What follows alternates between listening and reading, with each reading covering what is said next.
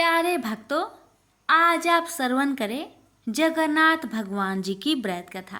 पौराणिक कथा के अनुसार रथ यात्रा के दिन जगन्नाथ जी एक राजा की तरह पांडे विजय करते हुए धीरे धीरे रथ पर सवार हो गए। उनके साथ बलराम जी और सुभद्रा मैया भी अपने अपने रथ पर सवार हो गए। चारों ओर भक्त जय जगन्नाथ के जयकारे लगा रहे थे। अनेक प्रकार के वाद्य यंत्र बज रहे थे। लोगों को भीड़ चरम सीमा पर थी। एक के बाद एक जगन्नाथ जी, बलराम जी और सुभद्रा मैया के रथ गतिमान होते ही गुड़ीजा मंदिर की ओर प्रस्थान कर रहे थे। सभी लोग उसी रथ यात्रा में उनके साथ चलने लगे और पीछे छूट गया। शांत और सुमसान मानो वो भी जगन्नाथ जी की विरह में उदास हो। सिंह द्वार और उसके साथ एक और व्यक्ति थे जो इस रथ यात्रा में उदास थे। वो व्यक्ति थे इंद्र स्वामी। इंद्र स्वामी जगन्नाथ जी के एक महान भक्त थे। प्रतिदिन जगन्नाथ जी के दर्शन करने मंदिर में आते और इसके साथ ही अपने ध्यान अवस्था में भी उनके प्रत्यक्ष दर्शन करते थे। जब वे जगन्नाथ जी को रथ यात्रा के समय गुंडिच मंदिर जाते हुए देखते तो बड़े उदास हो जाते। एक तो पहले ही जगन्नाथ जी 15 दिन के लिए बीमार पड़ जाते हैं और उनके दर्शन नहीं होते। ऊपर 9 दिन और वे गुड़ीजा मंदिर चले जाते हैं। ये सब देख इंद्र स्वामी का मन बड़ा उदास हो जाता था। एक दिन रथ यात्रा शुरू होने के बाद दुखी मन से वे सिंह द्वार के पास खड़े थे। जगन्नाथ जी, बलराम जी और सुभद्रा मैया के रथ गुड़ीजा मंदिर के लिए निकल पड़े थे। संपूर्ण श्री मंदिर खाली था क्योंकि सभी भक्तगण भी जगन्नाथ जी के साथ गए हुए थे। लेकिन इंद्र स्वामी को इस बात का विश्वास नहीं हो रहा था। उन्होंने मन में ही सोचा कि ऐसे कैसे भगवान अपनी रत्न वेदी छोड़कर जा सकते हैं। भगवान तो पुराणों में भी कहते हैं कि चाहे प्रलय आ जाए या फिर ये मंदिर नष्ट हो जाए, फिर भी मैं यह स्थान छोड़कर कभी नहीं जाऊंगा। तो फिर वे नीलाचल धाम छोड़कर कैसे जा सकते हैं? नहीं, भगवान नहीं गए होंगे। ये तो सिर्फ इन सब भक्तों की भूल होगी। भगवान नहीं जा सकते। ऐसे वास्तव में ये सब तो सिर्फ उनके विग्रह को उठाकर रथ में लेकर जा रहे हैं। बाकी सत्य तो यही है कि जगन्नाथ जी यहीं पर है। इसी रत्न वीधि पर जगन्नाथ जी विराजमान है। इस प्रकार सोचते हुए वे वापस अपने आश्रम में आ गए। आश्रम में आकर वे ध्यान मग्न हो गए और रत्न वेदी पर विराजमान जगन्नाथ जी के दर्शन करने का प्रयास करने लगे। अब देखिए, प्रतिदिन जब भी इंद्र स्वामी जगन्नाथ जी के दर्शन करने के लिए ध्यान अवस्था में बैठते तो उन्हें रत्न वेदी पर विराजमान जगन्नाथ जी, बलराम जी और सुभद्रा मैया के दर्शन होते थे। लेकिन आश्चर्य की बात ये हुई कि आज ध्यान अवस्था में भी उन्हें रत्न वेदी पर जगन्नाथ जी के दर्शन नहीं हो पाए। ये देखकर भी बड़े उदास हो गए और उसी क्षण से द्वार से होते हुए मंदिर के अंदर चले गए। जब उन्होंने खाली रत्न वेदी को देखा तो फिर से उनका मन दुखी हो गया। जगन्नाथ को याद करते हुए वह रत्न वेदी की परिक्रमा करने लगे और उसी क्षण एक बड़ी सी काली परछाई उनके सिर पर मंडराने लगी। उसके लंबे काले हाथ और पैर थे। उसके बड़े बाल जमीन को छू रहे थे और जीवा कई गुनी लंबी थी। इस भयंकर स्वरूप को देखकर इंद्र स्वामी घबरा गए। आखिर उन्होंने जगन्नाथ जी को याद किया और हिम्मत एकत्रित करके उस काली विशाल परछाई को पूछा, कौन हो तुम? तुम्हें शर्म नहीं आती? ऐसे यहाँ जगन्नाथ जी के स्थान पर तुम उनके भक्त को डरा रहे हो। चलो हटो हटो, यहाँ से मुझे भगवान प्रदक्षिणा करने दो। इंद्र स्वामी की बात सुनकर वो काली परछाई वाला स्वरूप जोर जोर से हंसने लगा। उसने कहा, अरे मूर्ख, मुझे आदर्श देने वाले तुम कौन होते हो? मैं इस स्थान पर रक्षक हूँ और मेरा नाम है भैरव। भगवान की अनुपस्थिति में मैं ही इस स्थान की रक्षा करता हूँ। इस समय जगन्नाथ जी यहाँ नहीं है, इसलिए इस समय तुम उनकी रत्न वेदी की प्रदक्षिणा नहीं कर सकते। अगर तुम उनके दर्शन करना चाहते हो तो मंदिर जाओ, यहाँ नहीं। चलो जाओ आप यहाँ से।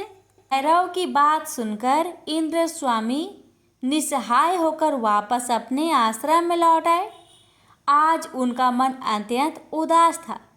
उनके मन में बार बार यही प्रश्न उठ रहा था, क्या सच में भगवान जगन्नाथ अपने नीलाचल धाम छोड़कर अदम मंडप में चले गए हैं?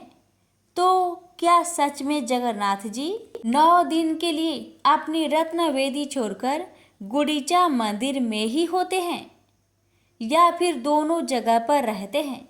और आखिर गुंडीचा मंदिर में ये अदभ दर्शन देने के पीछे क्या रहस्य है? क्या इसके पीछे भी जगन्नाथ जी की कोई लीला छुपी हुई है?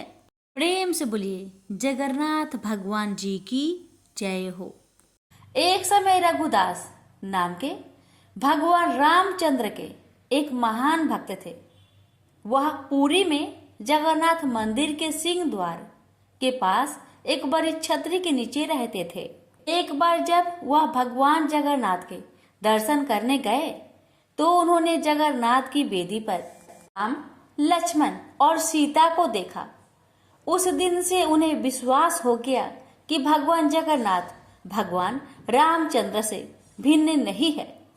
एक बार रघु ने भगवान जगन्नाथ के लिए एक अच्छी माला तैयार की और पुजारी को भगवान को चढ़ाने के लिए दी, लेकिन पुजारी इसे चढ़ाना नहीं चाहता था क्योंकि रघु ने केले के पेड़ की छाल से बनी डोरी का इस्तेमाल किया था।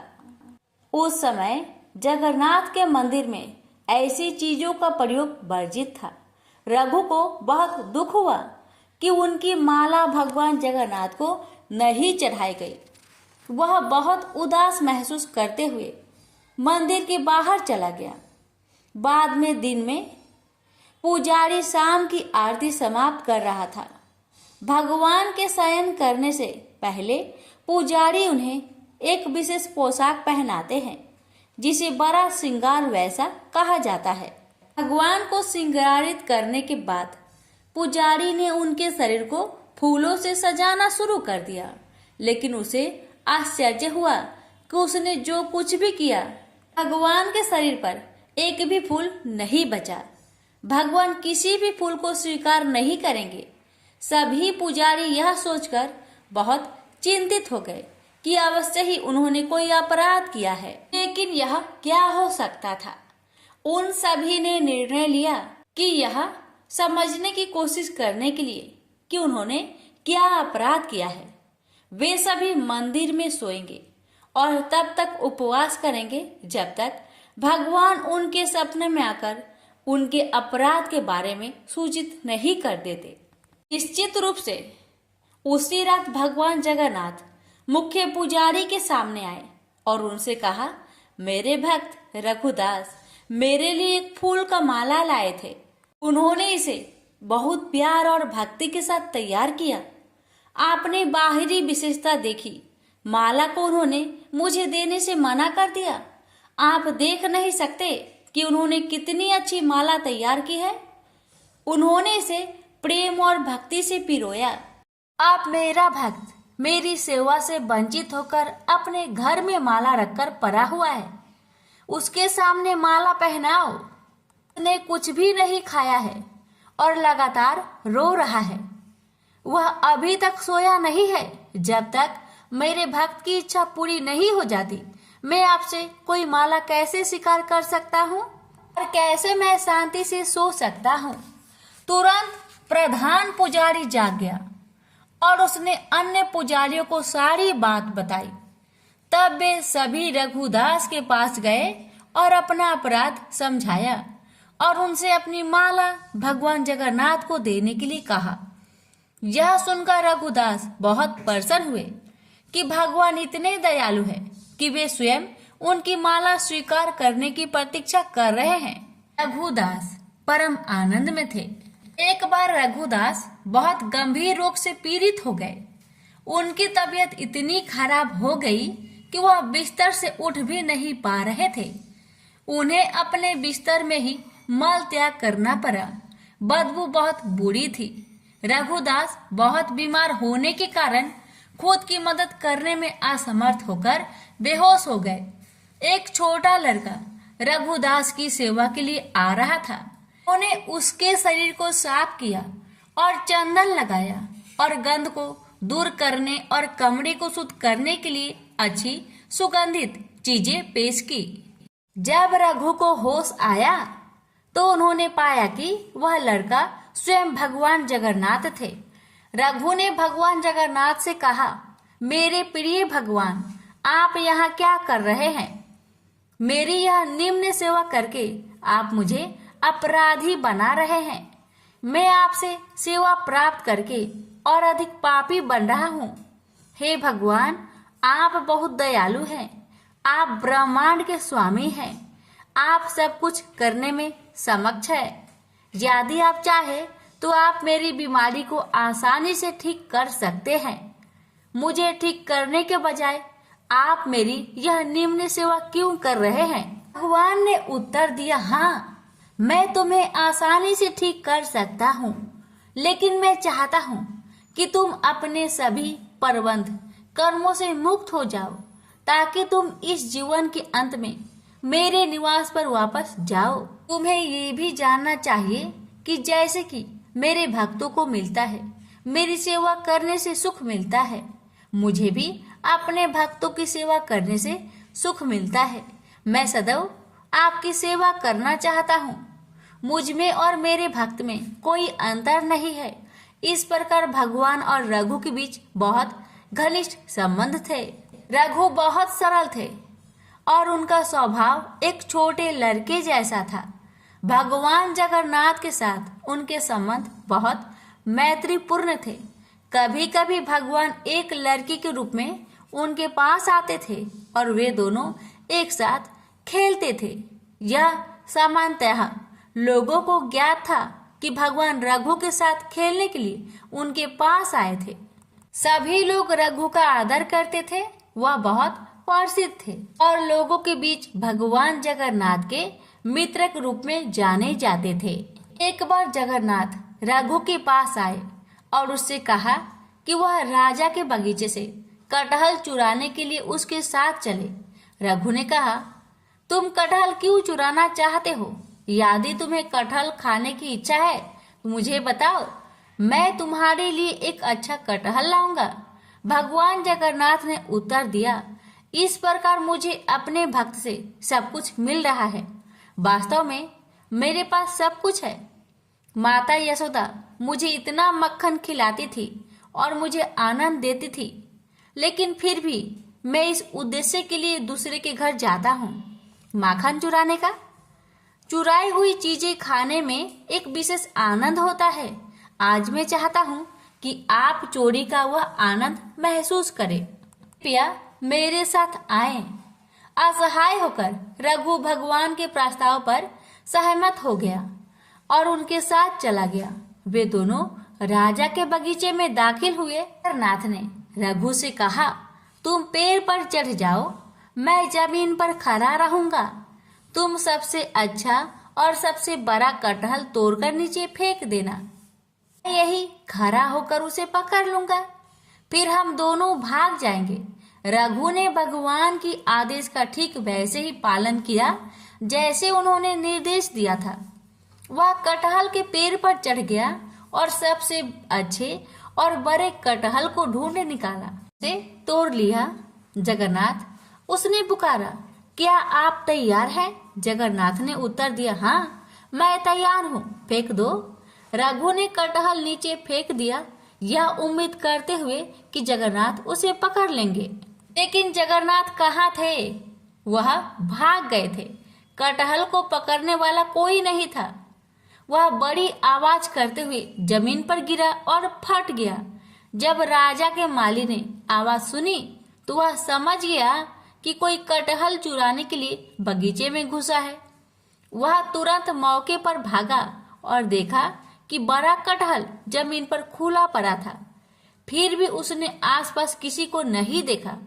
जब उसने ऊपर देखा तो उसे रघुदास पेड़ पर बैठे दिखे। माली तुरंत राजा के पास गया और उसे बताया कि रघुदास उसके बगीचे से कटहल चुरा रहा था। वह अभी भी वही पेड़ की चोटी पर बैठा है। उसने उत्साहपूर्वक राजा से कहा। राजा को विश्वास नहीं हो रहा था कि रघु कटहल चुराने के लिए उसके बगीचे में घुसा था। इसलिए राजा ने अपने मंत्रियों को इकट्ठा किया और उस स्थान पर गए जहां माली ने संकेत किया था। वह रघुदास को पेड़ पर बैठे और कटहल को जमीन पर पड़ा देखकर आश्चर्यचकित रह गया। राजा के अनुरोध पर रघु पेड़ से नीचे उतर आया। राजा ने रघु से पूछा, मेरे प्रिय प्रभु, यदि तुम कटहल खाना चाहते थे तो आधी रात को मेरे बगीचे में आकर पेड़ पर चढ़ने की परेशानी क्यों उठा रहे हो? तुम मुझे बता सकते थे। मैं कर सकता था। कटहल उठाया और तुम्हारे घर भेज दिया। रघु ने राजा को पूरी कहानी बताई कि कैसे भगवान जगन्नाथ ने उसे धोखा दिया था। भगवान की लीला सुनकर सभी को आनंद आ गया और सभी हंस पड़े। उन्होंने रघु की महानता की प्रशंसा की। इस प्रकार मित्रता की मुद्रा में रघु भगवान जगन्नाथ के साथ लीलाएं करते। एक भक्त ने भगवान जगन्नाथ के साथ रघुदास की एक लीला का प्रदर्शनी वर्णन किया। एक बार रथ यात्रा के दौरान भगवान ने रथ पर स्थान ग्रहण किया था। राजा द्वारा सड़क साफ करने के बाद रथ चलने के लिए सब कुछ तैयार था। हजारों लोगों ने रस्सी खींची लेकिन रथ आगे नहीं बढ़ा। स्थिति को देखते हुए ब्रिटिश साहिवा ने रथ को खींचने के लिए एक शक्तिशाली हाथी की व्यवस्था की। फिर भी रथ नहीं हिलेगा। साहिवा ने रघुदास से कहा, रघुदास जी, यह कैसे भगवान है? मैंने हाथियों को लगा रखा है, फिर भी यह रथ नहीं चलेगा। यह सुनकर रघु रथ पर चढ़ गए और भगवान जगन्नाथ के निकट गए। उसने प्रभु के कान में कहा, तुरंत रथ चलने लगा। यह देखकर साहिवा आश्चर्यचकित रह गए। उन्होंने रघुदास से कहा, आप पूर्ण हैं और आपके भगवान भी पूर्ण हैं। रघुदास जहाँ भी रहते थे प्रसाद से भरा बर्तन किसी के भी लेने के लिए बाहर छोड़ देते थे। वह उसी बर्तन से प्रसाद लेता था जिसे पशु पंछी लेते थे। यह उनका अद्भुत स्वभाव था। वह भगवान जगन्नाथ को बहुत प्रिय थे। राम सिंघारी वर्तमान समय में उपासकों के समाज में सबसे विद्वान व्यक्तित्वों में से एक माने जाते थे। उनके पास कोई शैक्षणिक डिग्री या डिप्लोमा नहीं था, लेकिन उन्हें भारत के प्राचीन महाकाव्यों का गहन ज्ञान था। भारत के विभिन्न हिस्सों से आने वाले कई लोग उन्हें अपने आध्यात्मिक मार्गदर्शक के रूप में मानते थे।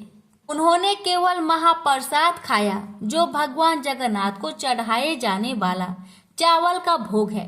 एक दिन किसी कारणवश उसके बेटे उसे मंदिर से नहीं लाए। हालांकि उसने पूरे दिन कुछ भी नहीं खाया था, फिर भी उसने कभी अपनी भूख प्रकट नहीं की। केवल उसकी पत्नी को पता था। जब वह उदास लग रही थी, सिंघारी ने उसे सत्वना दी। वह देगा, वह भेजेगा, लेकिन आधी रात को कौन देगा? सब सो गए, उसकी पत्नी भी। कुछ देर बाद दरवाजे पर हल्की सी दस्तक हुई। दरवाजा खुलने पर बूढ़े व्यक्ति को एक केले का पत्ता मिला जिसमें 7 प्रकार के मंदिर के केक थे। कोई नहीं था। अगली सुबह जब उसने यह घटना बताई तो किसी ने उस पर विश्वास नहीं किया। पूरे दिन भगवान जगन्नाथ का यह चमत्कार लोगों के मन में छाया रहा। अगली रात सिंघाड़ी को सपने में आवाज आई, क्या तुमने वह सब कुछ खा लिया जो दिया गया था? प्रेम से बोलिए जगन्नाथ भगवान की जय। कथा को लाइक शेयर करना ना भूलिए। भगवान आप सभी की मनोकामना को पूर्ण करेंगे।